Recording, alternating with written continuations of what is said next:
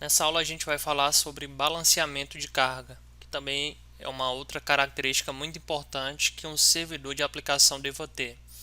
O balanceamento de carga é um recurso usado para atingir a escalabilidade e disponibilidade, dividindo igualitariamente as requisições dos usuários entre um conjunto de servidores.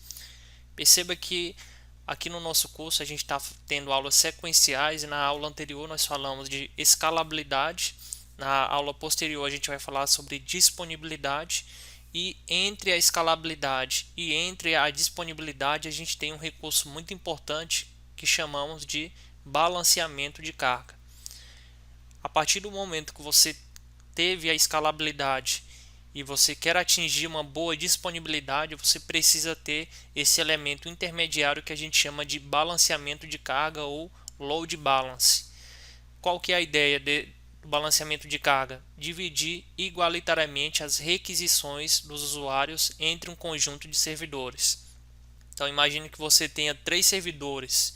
Você tenha um servidor primário e 2 servidores redundantes, com base no que a gente viu na aula de redundância. Imagina que o fluxo de requisição dos usuários estão basicamente centrado em um servidor físico, um servidor primário e um dos servidores redundantes, enquanto que o outro servidor redundante ele está sem basicamente nenhuma requisição.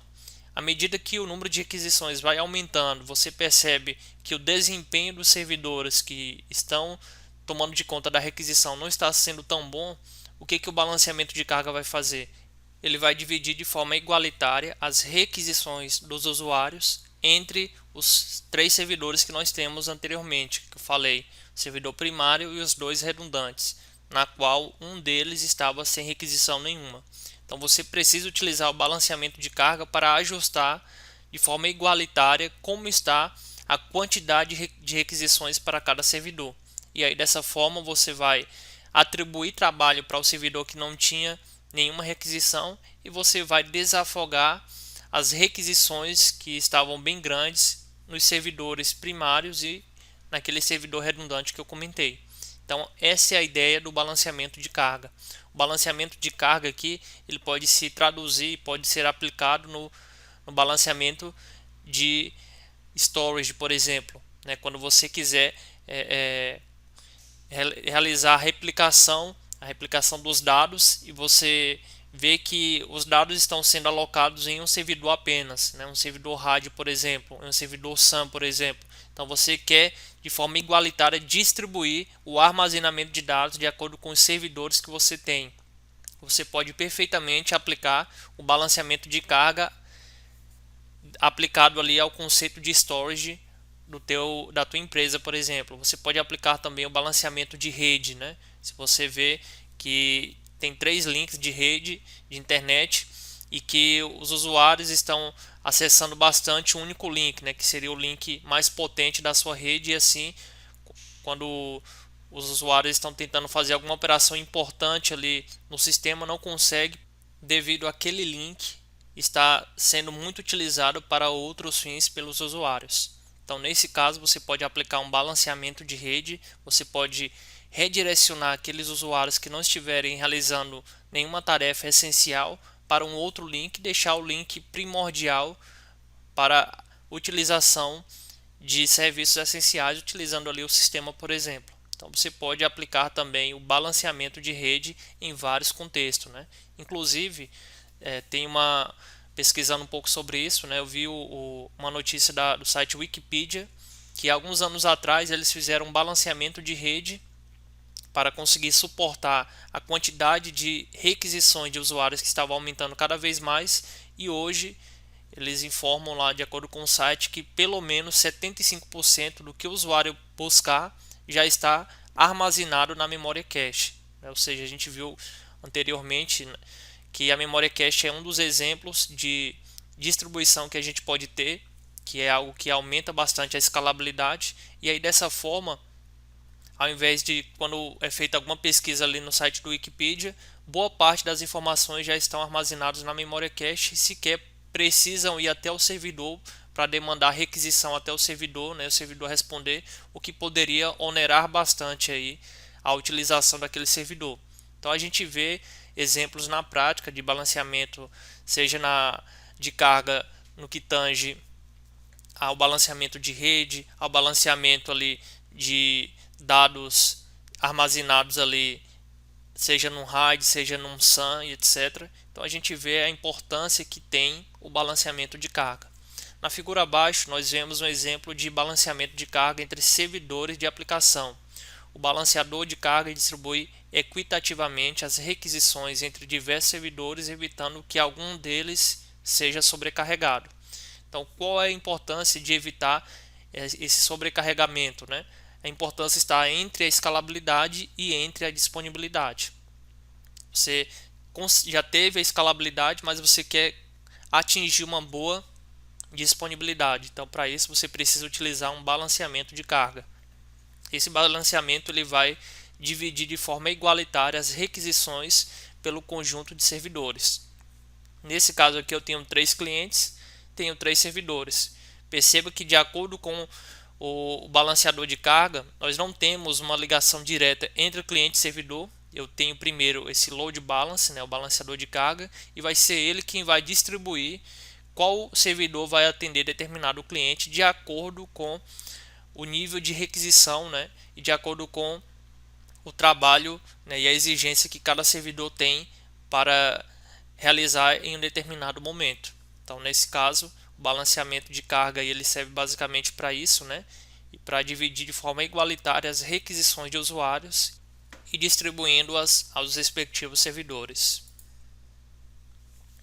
O objetivo do balanceamento de carga é promover a melhoria do desempenho através da distribuição de tarefas a serem executadas entre os recursos. É o que a gente tem comentado até então, né? Então, balanceador de carga, o balanceamento de carga, ele vai estar ciente de como vai ser a requisição de cada cliente e estar ciente também de como está o trabalho atual de cada servidor para conseguir alocar o melhor servidor a despeito de uma requisição de um cliente. E a ideia é exatamente ele fazer essa distribuição de tarefas entre requisições para os servidores disponíveis. Podemos realizar o balanceamento de carga de várias formas quando falamos de servidor de aplicação. As mais comuns são através de round robin ou first available. Então, com base nisso, a gente vê que a estratégia do round robin, né, ele seria a mais indicada aqui e a mais utilizada no balanceamento de carga. No round robin a gente não tem basicamente nenhum tipo de prioridade, a gente simplesmente vai dividir o número de requisições de forma igualitárias e vai de forma igualitária encaminhar e distribuir as tarefas de acordo com os servidores disponíveis no momento, né? Basicamente seria isso que acontece, né, utilizando essa estratégia, e com isso a gente consegue então atingir um bom balanceamento de carga. Também obtemos estabilidade no tempo de resposta das requisições, de acordo com os valores limites, oferecendo escalabilidade de serviço e recurso à medida que houver aumento de demanda, seja novas aplicações, maior número de usuários conectados, etc., maior recurso podem ser alocado. Então, aqui a gente vê também a essência do balanceamento de carga, né? Então, toda vez que aumentar a escalabilidade, precisa aumentar também o número de recursos para ser alocados.